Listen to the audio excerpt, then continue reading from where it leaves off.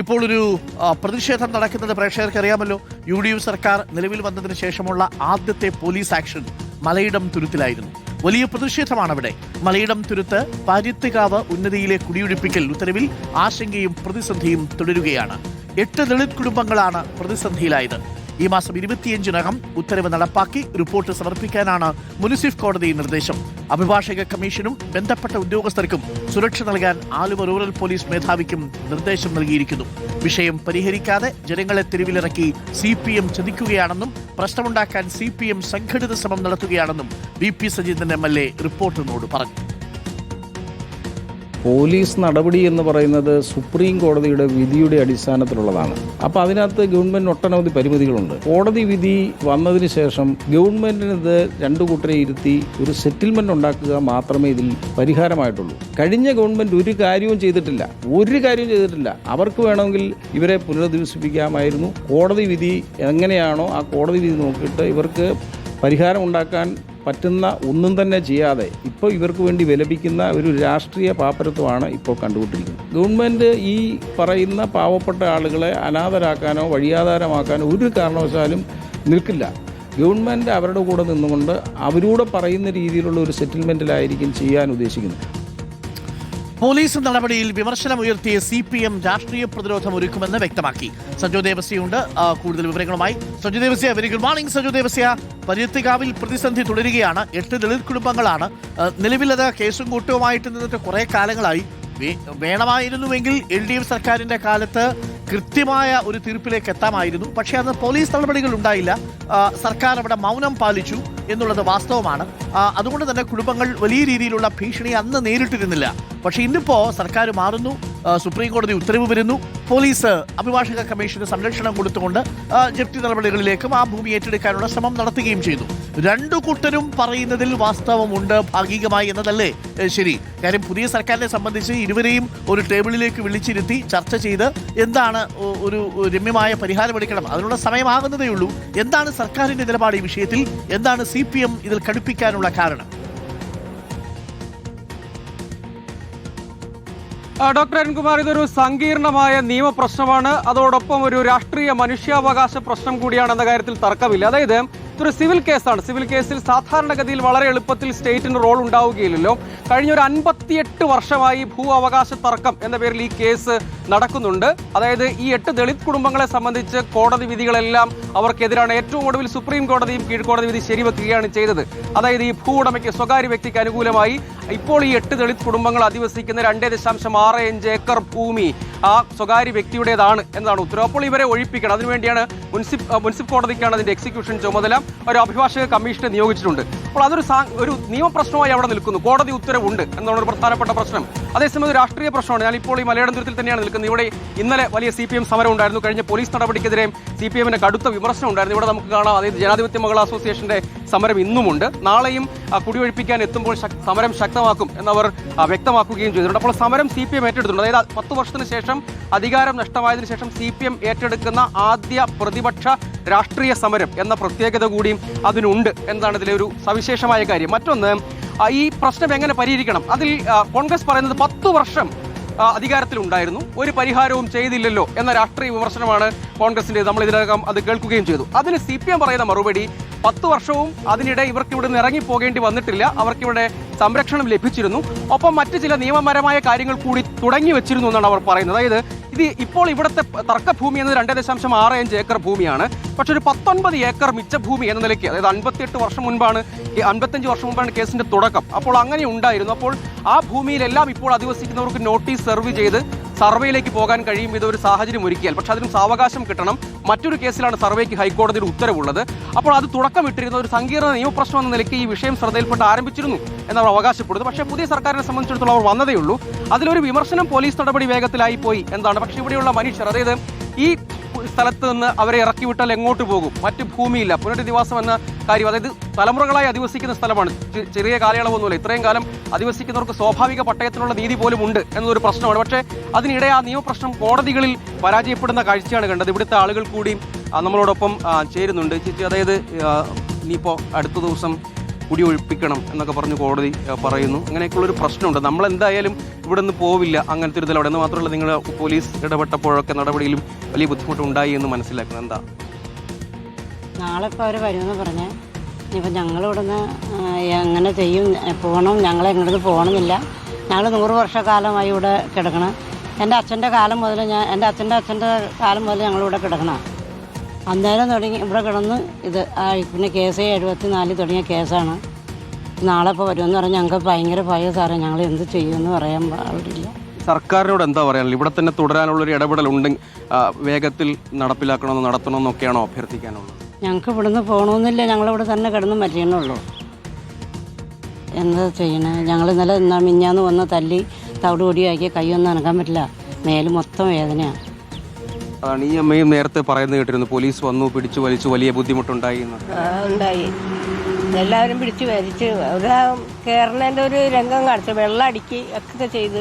അപ്പോൾ എല്ലാവരും തളർന്നു പോയി. പിന്നെ ആൾക്കാരും കുറവായിരുന്നു. ഞങ്ങൾ പാർട്ടിക്കാരും ഞങ്ങളുടെ ആൾക്കാർ ഇത്രയും വരുമെന്ന് ഞങ്ങൾ ഉദ്ദേശിച്ചില്ല, കുറവായിരുന്നു. അപ്പോൾ അതിൻ്റെ രീതിയിൽ മെമ്പർ പറഞ്ഞ് നിങ്ങൾക്ക് തല്ലി നിങ്ങളെ മാറ്റുന്നുണ്ടെങ്കിൽ മാറ്റിക്കുക, പിന്നെ വന്ന ഔഷധം നിങ്ങൾ ഞങ്ങൾ അവരോട് ചോദിച്ചിരുന്നു. അതൊക്കെ പറഞ്ഞപ്പോൾ അവർ ഒന്ന് മാറി നിന്നതാണ്.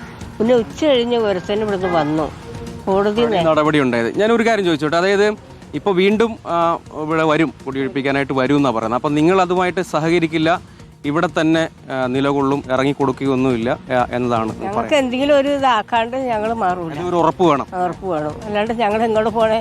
ഈ കുഞ്ഞു മക്കളൊക്കെ ഇട്ടിട്ട് ഞങ്ങൾ എങ്ങോട്ട് പോണേ? ഞങ്ങൾ ഇത്രയും കാലമായിട്ട് ജീവിച്ചില്ലേ? ഞങ്ങളെ പട്ടിയെ പോലെയല്ലേ ഇറക്കണത് ഇവര്. സർക്കാരാണെങ്കിലും നാട്ടുകാരായാലും വീട്ടുകാരായാലും എല്ലാവരും. ഞങ്ങൾക്ക് ആരുമില്ല. അപ്പം ഞങ്ങൾ മരണത്തിലേക്കാണ് ഞങ്ങൾ നിൽക്കുന്നത്.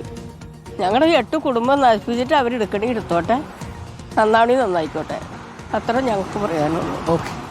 അതാണ് ചേച്ചി, അതായത് ഇപ്പോൾ വീണ്ടും വരുമെന്നാണ് പറയുന്നത്. അപ്പം നമ്മൾ പറയുന്നത് എന്താ, സർക്കാർ മറ്റെന്തെങ്കിലും ഒരു പുനരധിവാസത്തിൻ്റെ നിർദ്ദേശമോ അല്ലെങ്കിൽ ഒരു സാവകാശം എടുത്ത് ഈ വിഷയം പഠിക്കാനോ അങ്ങനെ എന്താ നമ്മൾ പറയുന്നത്? എന്താ പുനരധിവാസം എന്ന് പറയാൻ ഞങ്ങളിവിടെ പോയി കഴിഞ്ഞാൽ വേറെ ഓപ്ഷൻ? അമ്മേനെ എല്ലാം ഞങ്ങളിവിടെ അടുക്കിയേക്കണേണ്. എൻ്റെ ഹസ്ബൻഡ് മരിച്ചതാണ്. എല്ലാവരും ഇവിടെ അടുക്കിച്ച് നമുക്ക് പോകാൻ ഞങ്ങളെങ്ങോട്ട് പോകണേ? പുനരധിവാസം എന്ന് പറഞ്ഞാൽ ഞങ്ങളെല്ലാവരും ഇപ്പോൾ ഒന്നിച്ചാണ് കിടക്കുന്നത്. മാത്രം കാര്യമില്ല, ഇവിടെ വീടുണ്ടാക്കി ഇനി ഞങ്ങൾക്ക് വീടുണ്ടാക്കാൻ ഞങ്ങൾ എന്തോ ഒരു പാട് കഴിച്ച വീടുണ്ടാക്കിയെന്നറിയാം. ഉള്ളത് വിറ്റും പെറുക്കി ഞങ്ങൾ അതുപോലെ ആക്കി വെച്ചേക്കണത്. ഞങ്ങൾക്ക് ഇപ്പോൾ ഒന്ന് കിടക്കാതായി കഴിയുമ്പോൾ സമാധാനമില്ല. ഞങ്ങൾ എന്ന് തുടങ്ങി, ഞങ്ങളിപ്പോൾ വന്ന് കയറിയതൊന്നും അല്ലല്ലോ. ഞങ്ങളെന്ന് ഇവിടുത്തെ എൻ്റെ അച്ഛൻ്റെ കാലം തുടങ്ങി ഇവിടെ കിടക്കണയാണ്. ഞങ്ങൾ വന്നു കഴിഞ്ഞിട്ട് ഞാൻ ഇപ്പോൾ വന്നിട്ട് തന്നെ 36 കൊല്ലമായി. അന്നേരം അതൊക്കെ ഇവർ ചെറുപ്പം തുടങ്ങിയവർ ഇവിടെ ഉള്ളതാണല്ലോ. ഞങ്ങൾ ഈ മണ്ണും മരങ്ങളെല്ലാം വെച്ച് പിടിപ്പിക്കുമ്പോൾ ഇപ്പോൾ വന്ന് ചെയ്തതാണെങ്കിൽ നമുക്ക് കണ്ടറിയാലോ. ഈ ഭാഗം ഞാൻ പറഞ്ഞുതരാം. ഇതൊരു റോഡാണ്, ഇതിൽ പെട്ടതാണ് കണ്ടോ. അതായത് ഇത് സർക്കാർ പദ്ധതി, ബ്ലോക്ക് പഞ്ചായത്തിൻ്റെ പദ്ധതിയാണ്. അപ്പോൾ ഇവർ പറയുന്നതിലൊരു ന്യായമുണ്ട്. അതായത് സാധാരണഗതിയിൽ ഇവിടെ തന്നെ അധിവസിക്കുന്നവർക്ക് സ്വാഭാവിക പട്ടയത്തിനുള്ള നീതിയുണ്ട്. കാരണം ഇത്രയധികം പതിറ്റാണ്ടുകളായി തലമുറകളായി ഇവിടെ ജീവിക്കുന്നവർക്ക് ആ ഭൂമി കിട്ടേണ്ടതായിരുന്നു. പക്ഷേ അതിനിടെ ഇതൊരു കേസിൽ കുടുങ്ങി. അത് ഈ ഭൂ ഉടമയായ സ്വകാര്യ വ്യക്തി അവരും ഇവിടെയുള്ള ആളും തമ്മിലുള്ളൊരു കേസായിരുന്നു. അപ്പോൾ അതിൻ്റെ ഒരു ഗൗരവം വേണ്ട രൂപത്തിൽ ആ കേസിന് നടത്തിപ്പിലുണ്ടായ പ്രശ്നമായിരിക്കാം. ആ ഘട്ടത്തിൽ അത് മനസ്സിലാക്കിയില്ല. എന്ന് മാത്രമല്ല, നോട്ടീസ് പിന്നീട് ഇടത് സർക്കാർ ഒരു കാര്യം ചെയ്തു എന്നാണ് അവർ അവകാശപ്പെടുന്നത്. നോട്ടീസ് സെർവ് ചെയ്തിട്ടുണ്ട്, അതായത് മുഴുവൻ ഭൂമി സർവേ ചെയ്യാൻ. പക്ഷേ അതിലും ചില പ്രശ്നങ്ങൾ നിൽക്കുന്നുണ്ട്. അതൊരു മറ്റൊരു കേസാണ്, അതായത് ഈ കേസല്ല. ഇതിൽ പക്ഷേ സുപ്രീം കോടതി വരെ പോയി അതിൽ ഈ നടപടിയിലേക്ക് പോവുക എന്ന നിലയ്ക്കാണ്. അപ്പോൾ ഇവരെ സംബന്ധിച്ചിടത്തോളം ഈ പുനരധിവാസം പോലും അത് സ്വീകാര്യമല്ല. ഇവിടെ തന്നെ തുടരാനുള്ള സാഹചര്യം ഒരുക്കാൻ നിയമപരമായി എന്തെങ്കിലും വഴിയുണ്ടോ? അങ്ങനെ സംരക്ഷണം ഒരുക്കാൻ കഴിയുമോ? അല്ലേ, അതാണ് ആവശ്യപ്പെടുന്നത്. ഞങ്ങളെല്ലാവരും ഒന്നിച്ചാണല്ലോ കിടക്കുന്നത്. ഞങ്ങൾ ഈ 8-10 മക്കളുണ്ടായാലും 2 പേരെ മരിച്ചോളൂ. ഞങ്ങൾ 8 മക്കളും ഈ കുടി തന്നെയാണ് കിടക്കുന്നത്. ഞങ്ങൾ വേറൊരു സ്ഥലത്തേക്ക് പോയാൽ കിടക്കാനും പറ്റില്ല, ഒന്നും പറ്റില്ലല്ലോ. ഇപ്പോൾ ഈ സ്വകാര്യ വ്യക്തിയുടെ എന്ന് പറയുന്ന സ്ഥലമല്ലാതെ ബാക്കി കുറച്ച് സ്ഥലം റവന്യൂ ഭൂമിയായിട്ടില്ലേ?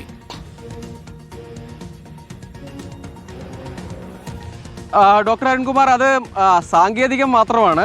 ആ ഭൂമിയിലെല്ലാം യഥാർത്ഥത്തിൽ മനുഷ്യർ അധിവസിക്കുന്നുണ്ട്. കാരണം പല പതിറ്റാണ്ടുകളായി തുടരുന്ന കേസാണല്ലോ. അപ്പോൾ ഈ വശത്തും മറുവശത്തുമായിരുന്നു ഈ 19 ഏക്കർ എന്ന് പറയുന്ന സ്ഥലം.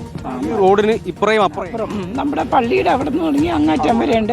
അപ്പോൾ ഇത് ഞങ്ങൾ മറ്റുള്ളവർക്ക് നോട്ടീസ് കൊടുത്തേക്കണത് അവരെ ഒഴിപ്പിക്കാനല്ല നോട്ടീസ് കൊടുത്തേക്കണം. ഞങ്ങളുടെ ഈ 19 ഏക്കറിൻ്റെ അകത്താണ് ഞങ്ങളുടെ 2 ഏക്കർ വരുന്നുണ്ട്.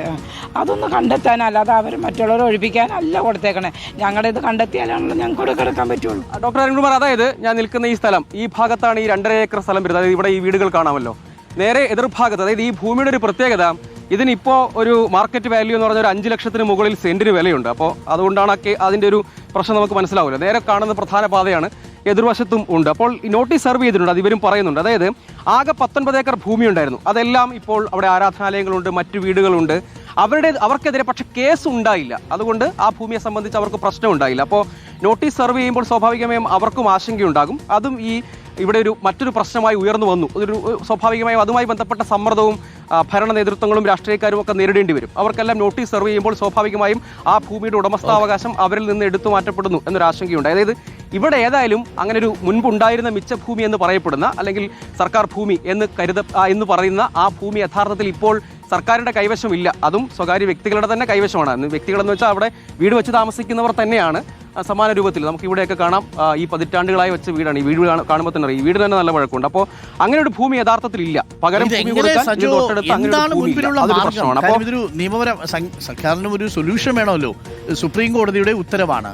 ആ സുപ്രീം കോടതി ഉത്തരവ് മുനിസിഫ് കോടതിയാണ് അത് നടപ്പാക്കാൻ ഏൽപ്പിച്ചിരിക്കുന്നത്. 25-ാം തീയതിക്ക് മുമ്പ് കൃത്യമായ ഒരു ഉത്തരം അമീൻ കൊടുക്കണം. അപ്പോൾ അമീനെ അത് ചുമതലപ്പെടുത്തിയിരിക്കുന്നു. അപ്പോൾ അതിനിടയിൽ ഇനി എന്ത് ചർച്ചയാണ് സാധ്യമാവുന്നത്? ഇനി 9 പേരും ഇവിടം വിട്ട് മറ്റേതെങ്കിലും ഒരു സ്ഥലം നൽകാം എന്ന് പറഞ്ഞാൽ അവർ പോകാൻ സാധ്യതയുണ്ടോ? ഡോക്ടർ അരുൺകുമാർ, ഈ പുനരധിവാസം എന്നത് സാധാരണഗതിയിൽ നമ്മൾ ഭൂമിയുമായി ബന്ധപ്പെട്ട് മാത്രമാണ് പറയുക. അങ്ങനെയല്ല, അവരുടെ ഒരു ജീവിത ആവാസ വ്യവസ്ഥ മുഴുവൻ അവിടെ സെറ്റ് ചെയ്തിരിക്കുകയാണല്ലോ. അപ്പോൾ എന്തെങ്കിലും പകരം കൊടുക്കുക എന്നതൊരു വെല്ലുവിളിയാണ്. പക്ഷേ അതിനെക്കുറിച്ച് പിന്നീട് ആലോചിക്കാം. പക്ഷേ ഇപ്പോൾ അഭിഭാഷക കമ്മീഷൻ ഉൾപ്പെടെയുള്ള ബന്ധപ്പെട്ട ഉദ്യോഗസ്ഥർക്ക് നാളെ തന്നെ ഇത് നടപടി സ്വീകരിക്കുക, മുടിയൊഴിപ്പിക്കുക എന്ന നിർദ്ദേശമാണ് കോടതി നൽകിയിരിക്കുന്നത്. ഇപ്പോൾ ഇനി അതിൽ സാധ്യമായ ഒരു കാര്യം സാവകാശത്തിന് സ്കോപ്പ് ഉണ്ടോ എന്നതാണ്. പക്ഷേ നമുക്കറിയാം, പുതിയ സർക്കാരാണെന്ന് പറഞ്ഞിട്ട് കാര്യമില്ല, സർക്കാരോട് തുടർച്ചയാണ്, കോടതി നടപടി അതിന് തുടർച്ചയാണ്. അപ്പോൾ ഇനിയൊരു സാവകാശം ലഭ്യമാകുമോ എന്നതൊരു പ്രധാനപ്പെട്ട പ്രശ്നമാണ്. സാവകാശം ലഭ്യമാകുമെങ്കിൽ മറ്റൊരു കോടതി ഉത്തരവുണ്ട്, അതിൻ്റെ ബലത്തിൽ ഈ സർവേ പൂർത്തീകരിക്കാം. അങ്ങനെയെങ്കിൽ ഈ ഭൂമി പിന്നീട് എല്ലാ ആളുകൾക്കും, ആർക്കെങ്കിലും അവിടെ താമസിക്കുന്നവർക്കൊക്കെ ഭൂമി പതിച്ചു കൊടുക്കും വിധത്തിലേക്ക് കാര്യങ്ങൾ പോകാം. പക്ഷേ ഈ കാര്യത്തിൽ ആധാരം മാത്രമേ ഉള്ളൂ, പട്ടയമില്ല എന്നൊക്കെ അവർ പറയുന്നെങ്കിൽ ഇനി അത് നിൽക്കില്ല, കാരണം സുപ്രീം കോടതി ഉത്തരവാണ്. അപ്പോൾ ഒരു സൊല്യൂഷൻ എന്ന് പറഞ്ഞാൽ ആ സൊല്യൂഷൻ കണ്ടെത്തലും വളരെ സങ്കീർണമാണ് എന്നതാണ് യാഥാർത്ഥ്യം. എന്തായാലും 5 വർഷമായിട്ട് CPM എന്ത് നടപടിയെടുത്തു? സർവേക്ക് നോട്ടീസ് കൊടുത്തു എന്നത് ശരിയാണ്. അത് ഒഴിച്ചു നിർത്തിയാൽ കാര്യമായി പോലീസ് ആക്ഷൻ ഉണ്ടായില്ല. അഭിഭാഷക കമ്മീഷന്റെ ഈ നടപടി വേഗത്തിലാക്കിയില്ല എന്നുള്ളതാണ്. എന്നാൽ സർക്കാർ മാറുമ്പോൾ, സുപ്രീം കോടതി ഉത്തരവ് വരുമ്പോൾ അഭിഭാഷക കമ്മീഷൻ വരുന്നു. ആ അഭിഭാഷക കമ്മീഷൻ വന്ന് പോലീസ് ഇടപെടുന്നു, പോലീസ് ആക്ഷൻ ഉണ്ടാവുന്നു, ആഭ്യന്തര വകുപ്പ് മന്ത്രി ഉടൻ ഇടപെടുന്നു, CPM ഈ വിഷയം ഏറ്റെടുക്കുന്നു. എന്തായാലും സങ്കീർണമായൊരു പ്രശ്നമാണ്. സൊല്യൂഷൻ ഇല്ലാതെ എങ്ങനെ മുന്നോട്ട് പോകും എന്നുള്ളതാണല്ലോ. ഒരു ഭാഗത്ത് സുപ്രീം കോടതി വിധി, അത് നടപ്പിലാക്കാൻ വേണ്ടി മുനിസിഫ് കോടതിയെ ചുമതലപ്പെടുത്തിയിരിക്കുന്നു.